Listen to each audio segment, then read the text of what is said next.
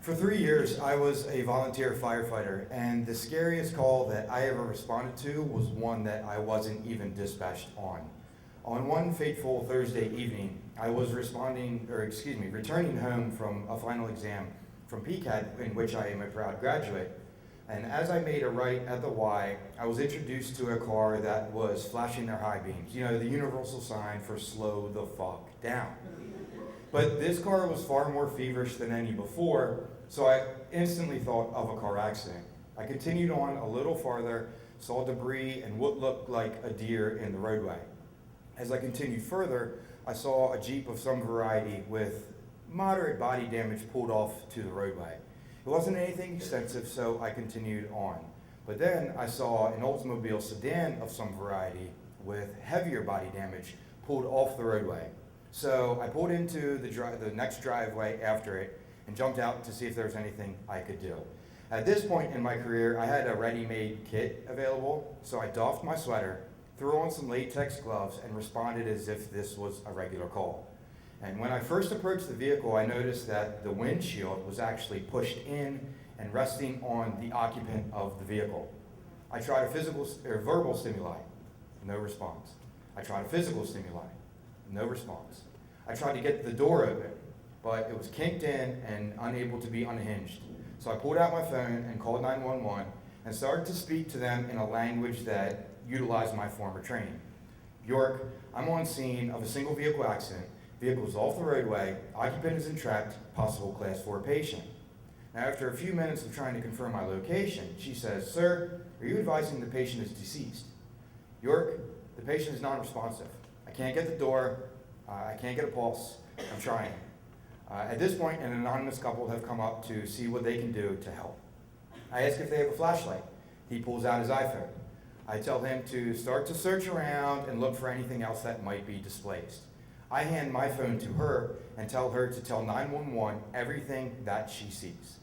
I start to inspect the vehicle further.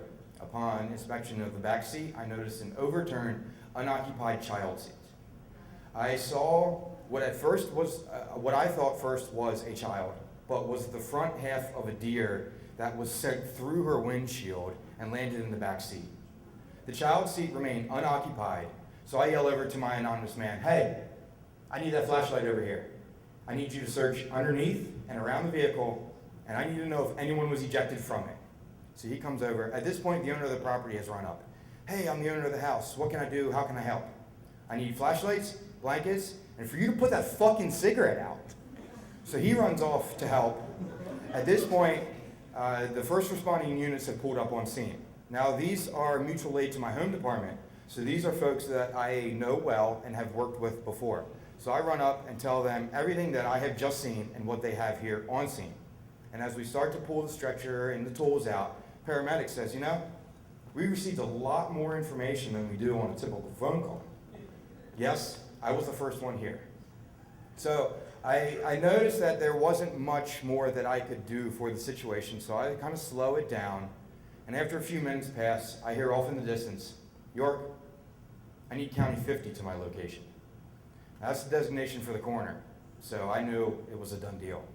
And at this point, I know that there's absolutely nothing more I can do for the situation, so I really start to slow it down and dress down and head back to my personal vehicle.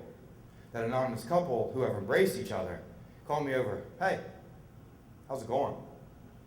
I walk over and say, "They didn't make it. Well, she lost it. She broke down and sobbed uncontrollably."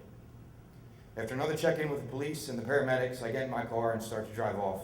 And I pull out my phone and call my brother, who was also my fire chief at the time. And I say, "Eric, you'll never believe what just happened. You'll never believe what I just did. You'll never believe this." And after I recount the events in vivid detail, we reach a pause. And he interjects, "I've always wished that happened to me. I've always wished that I was in my personal vehicle and I came across a scene that was so horrific that I just had to stop and jump into action. I just wish that happened to me." And as I pull my car up to our mother's house, I shut the engine off and struggle to compose my thoughts. At this point, the first tear has run down my cheek, and after clearing my throat, I whisper into my phone, "Eric, No, you fucking don't.